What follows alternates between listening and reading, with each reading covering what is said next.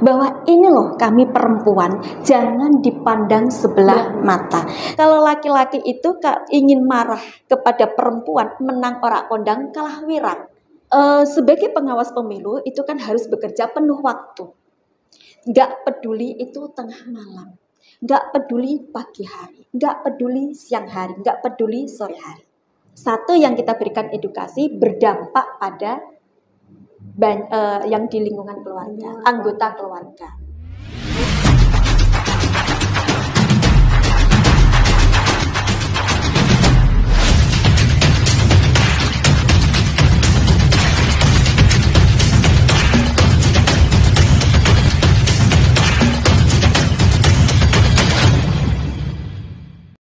Assalamualaikum warahmatullahi wabarakatuh. Kembali lagi di podcast NU Pati, yang pastinya selamat menyaksikan untuk teman-teman dan rekan-rekan podcast NU Pati. Pada kesempatan kali ini tentunya ada Ibu Ayu Dwi Lestari, Eskom MM, sebagai pimpinan Bawaslu ya Bu ya, terutama di koordinator divisi hukum dan penyelesaian sengketa. Sebelum itu, apa sih itu Bawaslu? Bawaslu adalah pengawas pemilihan umum atau yang disebut sebagai Bawaslu.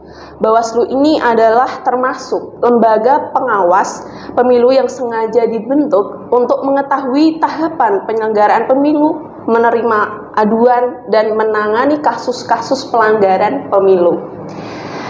Selanjutnya saya akan to the point aja Bu ya, langsung saja ya. Iya Bu. Kepada Ibu Ayu Lestari, manggilnya Ibu Ayu aja. Ayu Dwi Lestari. Ayu Dwi Lestari. Iya. Panggilannya Ibu siapa ini? Ayu. Ibu Ayu aja. Ya.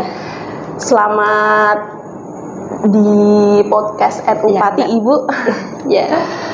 Sebelum itu gimana Ibu kabarnya? Alhamdulillah baik dan sehat Mbak. Sehat. Seorang pengawas pemilu diwajibkan untuk sehat jadi. Ya, baik. Tidak boleh sakit. Mungkin langsung saja ya Bu ya, karena memang sudah teman-teman dan rekan-rekan NU pasti sangat menunggu sekali ini Bu. Karena pada kesempatan kali ini memang dari Bawaslu sangat menarik dan teman-teman pasti sangat menyimak dan menonton. Yang pastinya boleh nih Bu diceritakan dulu bagaimana karir Ibu di Bawaslu. Oke. Ya Mbak, jadi begini, saya pertama kali ya menjabat sebagai pimpinan Bawaslu Kabupaten Pati itu di tahun 2018 sampai dengan 2023, itu periode pertama. Dan alhamdulillah ya, atas izin dari Allah begitu, saya terpilih kembali pada periode yang kedua ini, yaitu periode 2023 sampai dengan 2028 nanti. Tentunya itu berkat dukungan dan doa dari Ibu Bapak PCNU gitu, pengurus PCNU. Saya ucapkan selamat ya Bu ya. Terima kasih. Selamat dulu. Iya Bu. To the point aja Bu, saya ingin bertanya, dan memang di sini ada banyak catatan memang dari saya sendiri Bu, karena memang ini sangat menarik sekali Bu, karena baru kali ini, baru pertama kali ini juga saya bertemu dengan Ibu Ayu Dwi Lestari dan pengen ngobrol banyak. Dan di zaman sekarang nih Bu, di zaman sekarang tak bisa dipungkiri memang partisipasi perempuan dalam ranah publik itu memang masih sedikit Ibu. Nah, karena dan dogma dan doktrin ini bahwa perempuan itu ya harus di rumah, tidak boleh bekerja di luar, memang karena pasti akan menyebabkan fitnah.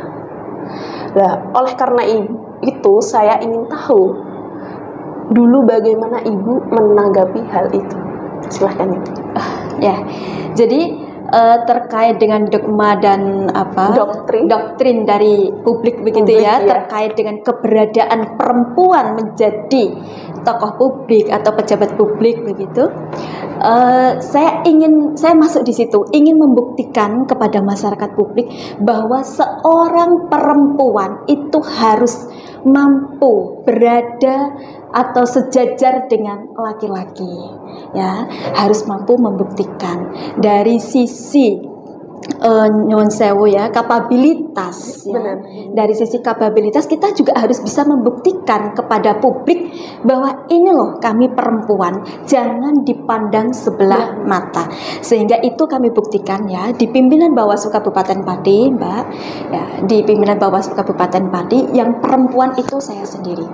Dan saya dapat membuktikan saya mampu melaksanakan tugas dan kewajiban saya sebagai pimpinan Bawaslu Kabupaten Pati yang notabene pekerjaan dari Bawaslu Kabupaten Pati itu kan bersinggungan dengan orang banyak ya. Tantangannya sebagai seorang pengawas pemilu itu sangatlah tinggi. Tapi saya mampu membuktikan dan bisa menduduki di 2 periode ini. Itu. Baik. Jadi semangat kita itu harus kita bangun dulu ya. Baik. Semangatnya harus dibangun dulu. Kita harus bisa. Berarti memang perempuan ini memang harus membangun ya, Iya. membangun semangat sendiri. Walaupun memang Ibu Ayu Dwi Lestari ini di Bawaslu memang perempuan sendiri, Perempuan Bu, ya. sendiri. Wah, semangatnya harus tinggi juga ya, Bu ya. Iya. Boleh nih, Bu, dibagi pengalamannya Ibu selama berproses di ranah publik. Silahkan, Ibu. Jadi saya ingin bercerita sedikit ya. Lulus SMA, Mbak. Lulus SMA, saya itu di usia 20 ya. Di usia 20 saya menjadi perangkat desa di Desa Padangan, Kecamatan Winong. Itu saya pada saat itu saya sebagai perangkat desa termuda. Ya, di usia saya 25 tahun, saya masuk ya, bergabung sebagai penyelenggara pemilu. Dan juga pada saat itu saya sebagai Panwaslu Kecamatan termuda juga. Kemudian usia 30 saya mencoba pada saat itu ya, mencoba untuk mendaftar sebagai Bawaslu Kabupaten Pati. Dan alhamdulillah ya, atas izin Allah saya juga terpilih sebagai anggota Bawaslu Kabupaten Pati dan sebagai anggota Bawaslu Kabupaten Pati termuda se-Jawa Tengah juga. Jadi saya sudah perempuan, termuda sendiri dan alhamdulillah mampu. Banyak tantangannya. Pada saat itu saya belum pede. Ya, belum pede menduduki jabatan saya di tingkat kabupaten. Tetapi karena semangat saya dan saya mencoba membangun komunikasi, membangun koordinasi, membangun jaringan dengan semua pihak sehingga ya dapat sharing-sharing ilmu dan lain sebagainya dan juga jam terbang sehingga membuat saya tampil seperti ini. Bisa berposisi seperti ini gitu, Mbak. Itu pengalaman saya. Jadi kita harus perfect ya. Iya, kita harus perfect dalam berbagai sisi ya, dari sisi keilmuan ya, dari sisi keilmuan, dari sisi kepedean, mental itu juga perlu dibangun. Iya, jangan kita sebagai perempuan kalau dihadapkan dengan lawan bicara ya, atau lawan politik atau lawan skill, kita harus pede, Mbak. Meskipun perempuan, pede dulu. Modal yang paling utama adalah pede dulu. Baru kita kasih istilahnya tambahan modal, yaitu dengan kapabilitas ya, kapabilitas dan juga membangun jaringan itu, Mbak. Itu sebagai modal kita agar bisa sukses. Ya, berarti memang membangun kapabilitas dan juga memang harus membangun mental kita. Betul, terutama juga pede ya untuk perempuan dan khususnya memang untuk anak muda yang menonton video ini di podcast NU Pati, terutama teman-teman NU Pati yang pasti ini memang belajar dari Ibu Ayu juga semangat terus dan pede. Terus kira-kira berapa, Bu, banyak anggota perempuan di Bawaslu Kabupaten Pati ini? Ya, jadi pengawas pemilu itu ya, pengawas pemilu itu kan ada di semua tingkatan. yang di tingkat kabupaten, yang ada di tingkat kabupaten itu perempuannya hanya saya, ya, dari unsur pimpinan. Kemudian ada jajaran kami yang ada di tingkat kecamatan, di tingkat desa, dan di tingkat TPS. Tercatat itu ada 4.876, Mbak. Jumlah pengawas pemilu se-Kabupaten Pati. Ya. Dan jumlah perempuannya itu lebih dari 50%, sekitar 2.500-an. Jumlah juga pengawas ya, Bu, ya? pemilu perempuan yang ada di Kabupaten Pati. Itu. Berarti itu memang saat ini ya, Bu? Jumlah Iya, saat ini. Benar-benar. Oh, baik. Terus bagaimana Ibu sistem kerja di Bawaslu? Apakah ada perbedaan antara perempuan dan juga laki-laki? Tidak ada. Tidak ada. Jadi ada kesetaraan gender di situ. Meskipun kami perempuan, ya, kita juga harus melaksanakan tugas yang dilakukan sama persis yang dilakukan oleh pengawas pemilu laki-laki. Contoh ya, dalam hal penertiban APK. Penertiban APK adalah alat peraga kampanye, ya.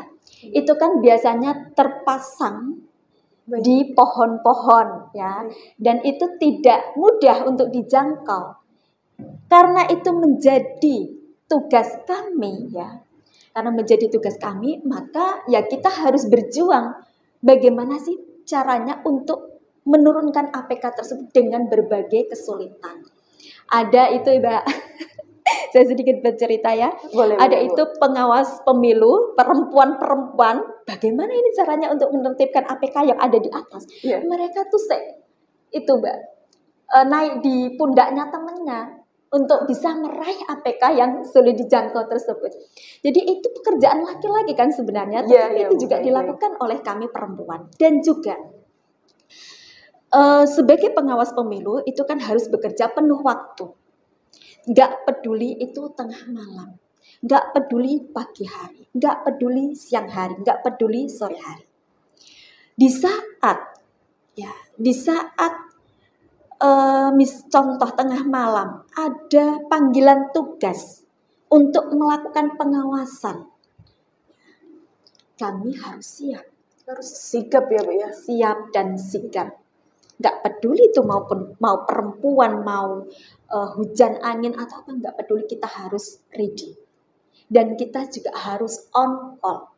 Kadangkala, ya, karena ini saking padat-padatnya tugas kita dalam hal mengawal proses pemilu ini, sampai-sampai tugas kami sebagai ibu rumah tangga, ya, itu sedikit terabaikan. Anak kami yang menjadi korban. Tetapi kita juga harus mampu memanage peran kita, peran sebagai ibu rumah tangga, peran sebagai pengawas pemilu. Kita harus pandai-pandai memanage itu. Jangan sampai ada yang terkorbankan. Di satu sisi anak dan suami kita membutuhkan kita, di sisi lain juga negara membutuhkan kita. Begitu. Apakah Ibu pernah keteteran gitu, memanage waktu dengan baik? Kan tadi Ibu sudah menjelaskan memang bahwa harus bisa memanage waktu dengan baik. Nah, kira-kira adakah pernah Ibu keteteran soal kinerja pemilu ini juga? Jadi saya ingat betul pada saat pemilu 2019, ya, Mbak. Mudah-mudahan ini tidak terjadi pada pemilu 2024 nanti. Pada pemilu 2019, pada saat itu adalah tahapan rekapitulasi di tingkat kabupaten.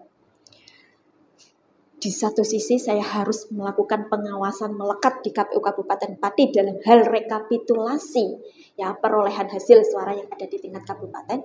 Di sisi lain anak saya itu panas. Si kecil sangatlah membutuhkan kehadiran saya, membutuhkan kasih sayang saya, tetapi di sisi lain ada tugas yang sangat penting, ya, yang perlu dikawal prosesnya. Karena ini berimpact dengan kemaslahatan orang banyak, akhirnya saya meninggalkan anak saya dan saya melakukan pengawasan melekat di KPU Kabupaten Pati.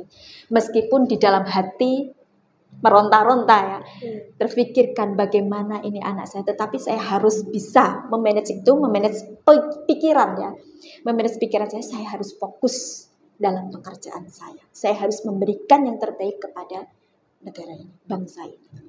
Begitu.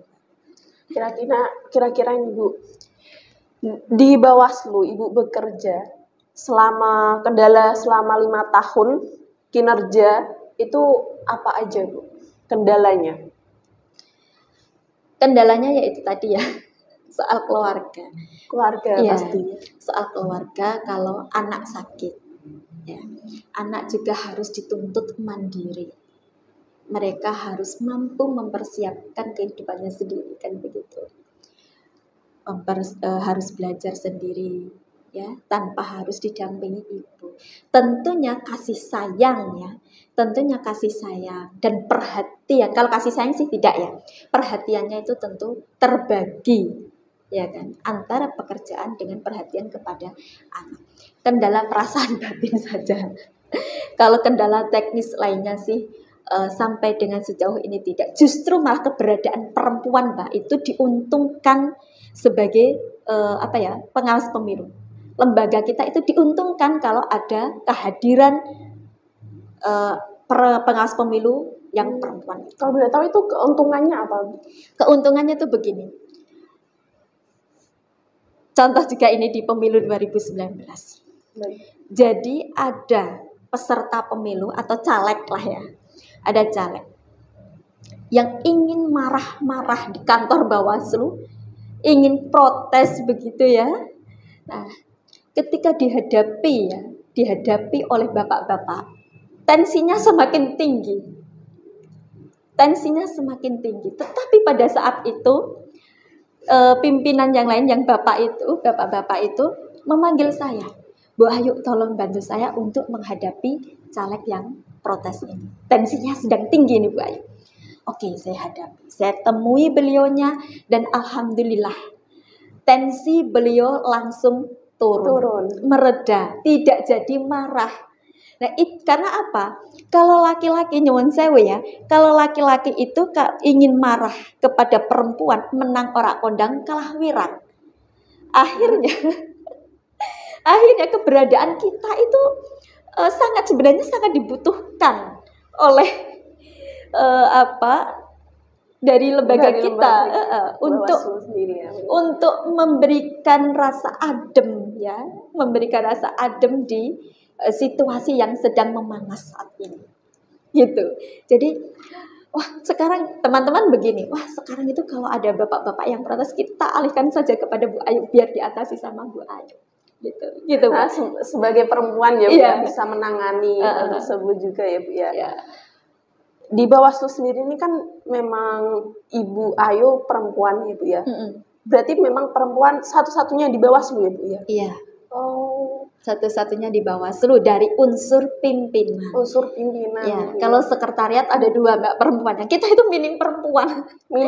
Ya, apakah dari Bawaslu sendiri membuka ini lowongan pekerjaan? Jadi sebenarnya begini, undang-undang itu sudah memberikan ruang yang sangat lebar untuk perempuan.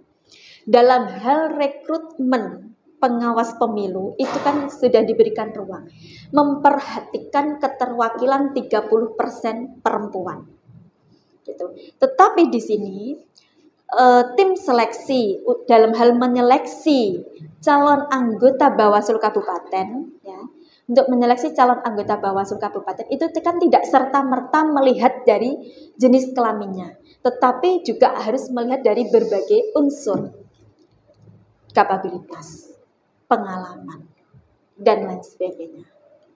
Gitu. Tidak serta-merta kalau perempuan kita harus loloskan begitu. Ya, meskipun perempuan ya juga harus melalui tahapan-tahapan proses seleksi. Kita kembali lagi ke temanya ya Bu ya, tentang pengaruh pengawas perempuan dalam pencegahan politik uang gitu ya Bu ya.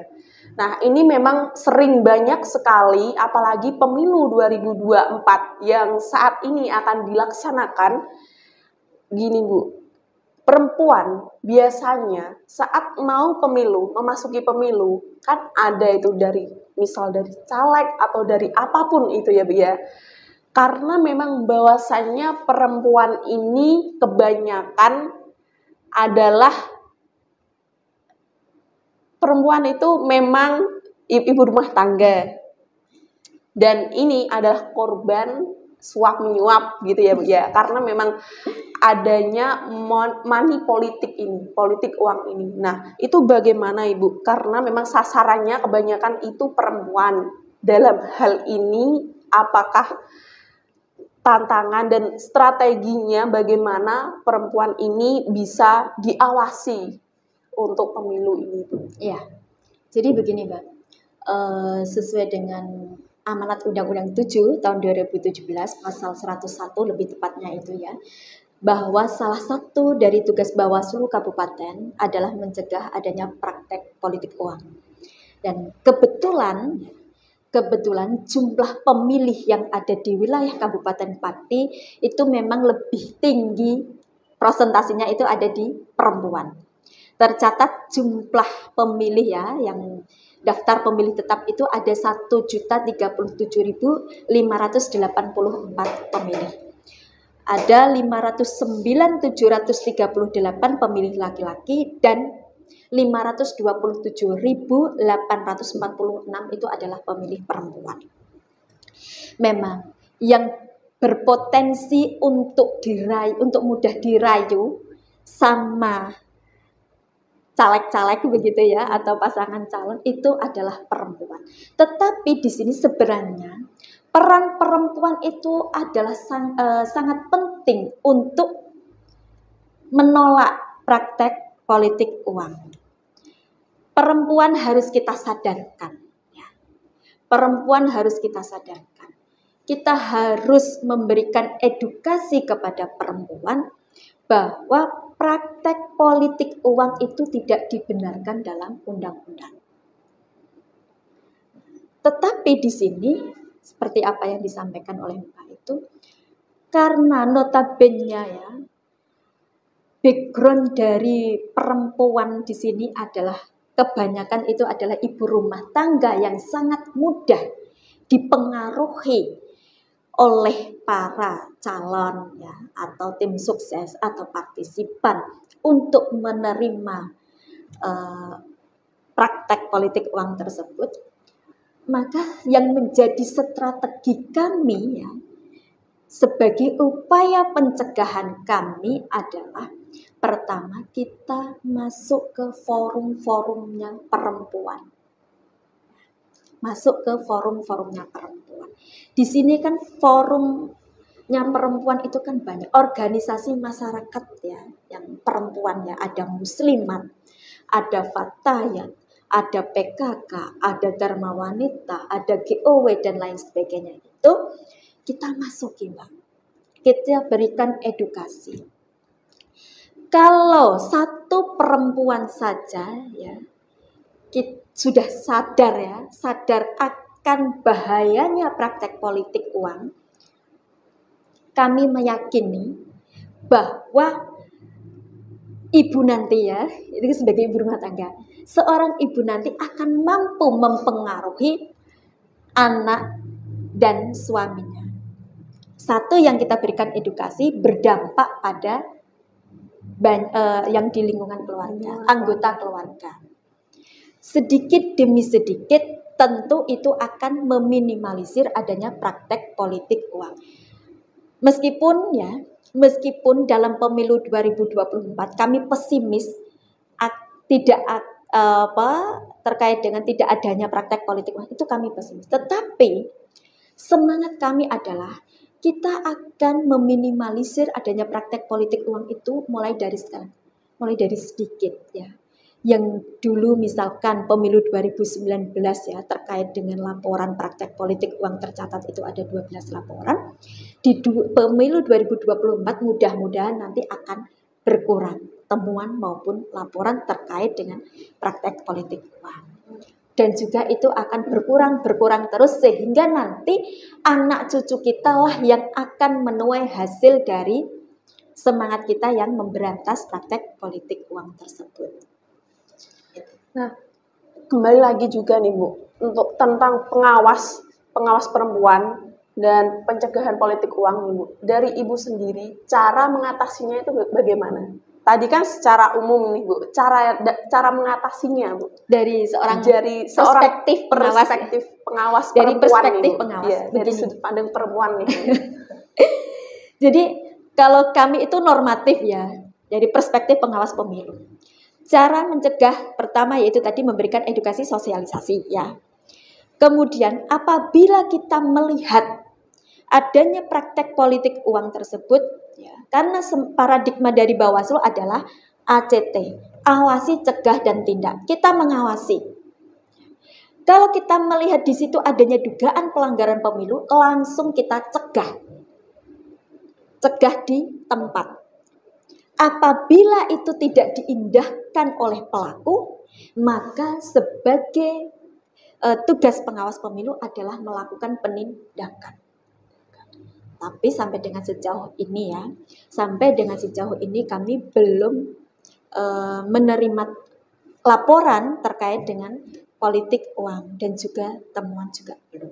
Maka dari itu, Bang, dengan keterbatasannya jumlah pengawas pemilu yang ada di Kabupaten Pati, kami menggandeng seluruh lapisan masyarakat untuk turut serta mengawal proses penyelenggaraan pemilu ini mulai dari awal sampai akhir. Bila mana masyarakat pemilih itu mendapati adanya dugaan pelanggaran pemilu dalam hal ini adalah politik uang begitu, segeralah laporkan kepada Bawaslu. Begitu. Pasti akan kami tindak. Berarti memang sekarang belum ada laporan Bu ya? Belum ada laporan untuk praktek politik uang. Praktek politik uang ini. Memang sulit untuk membuktikan itu, Mbak.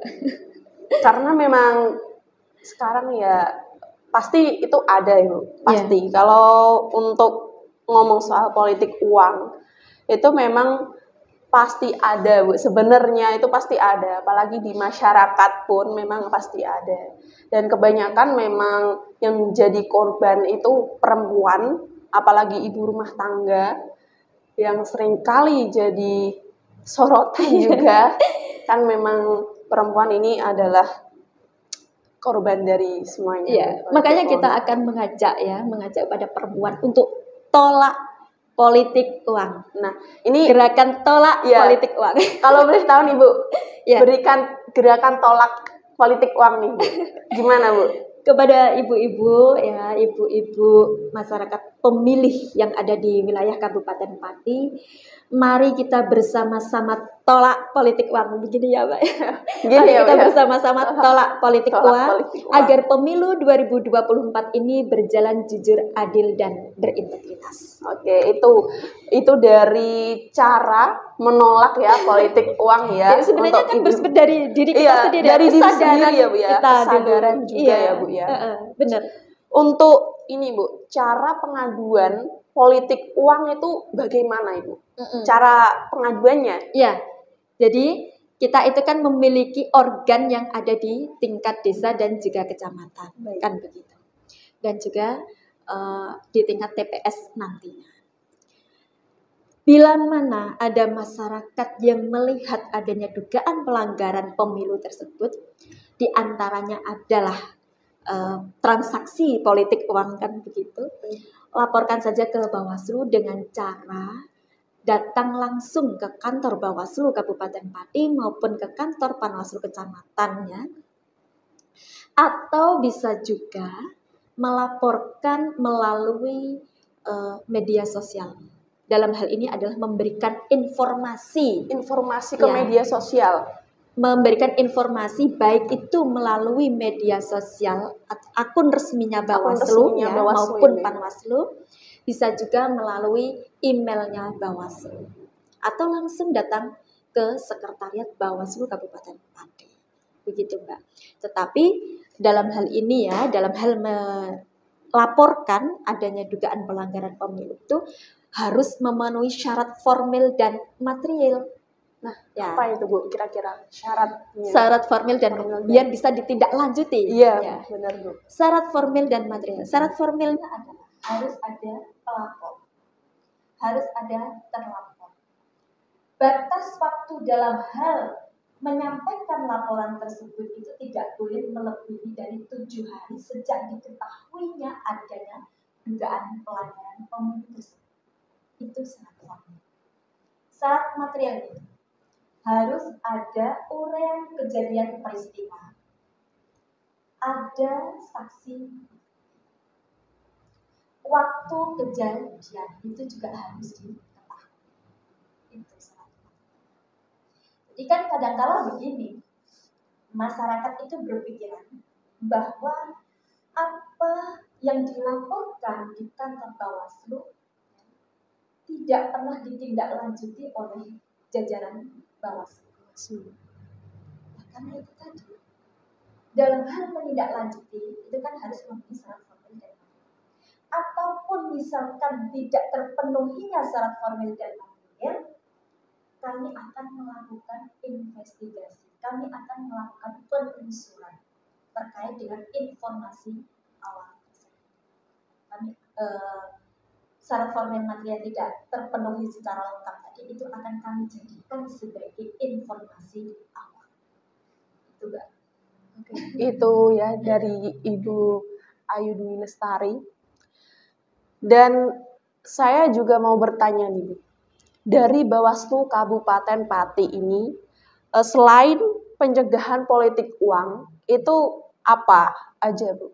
Kira-kira, apakah hanya pencegahan politik uang saja atau bahkan ada yang lainnya?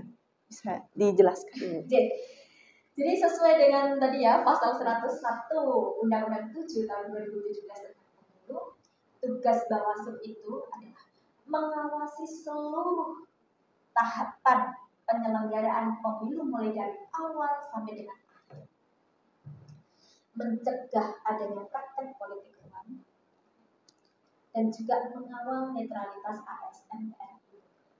Saat ini adalah memasuki tahapan masa tenang dan juga akan memasuki tahapan puncaknya pemilu, yaitu tahapan pemungutan dan penghitungan suara.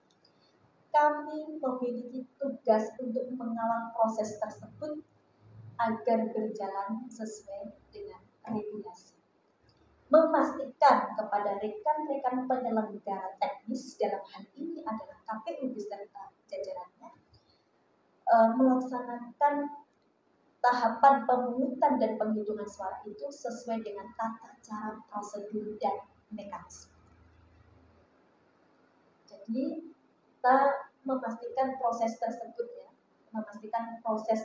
itu benar-benar sesuai dengan peraturan perundang-undangan dan tidak ada pelanggaran pemilu, tidak ada kecurangan, tidak ada manipulasi suara dan lain sebagainya yang berimplikasi pada legitimasi perolehan suara.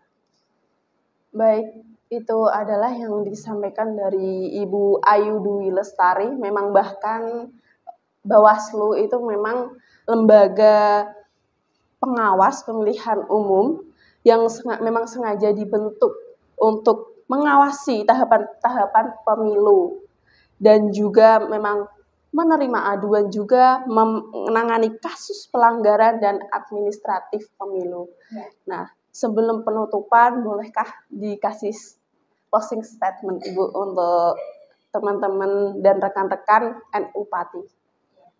Sahabat-sahabat NU Pati, kami mengajak sahabat-sahabat NU Pati untuk bersama-sama bersinergi dengan Bawaslu Kabupaten Pati beserta seluruh jajarannya untuk mengawal proses penyelenggaraan pemilu 2024 ini, terkhusus yang ada di wilayah Kabupaten Pati, agar pemilu di wilayah Kabupaten Pati berjalan sukses tanpa ekses dan hasil pemilu nanti mendapatkan legitimasi dari masyarakat.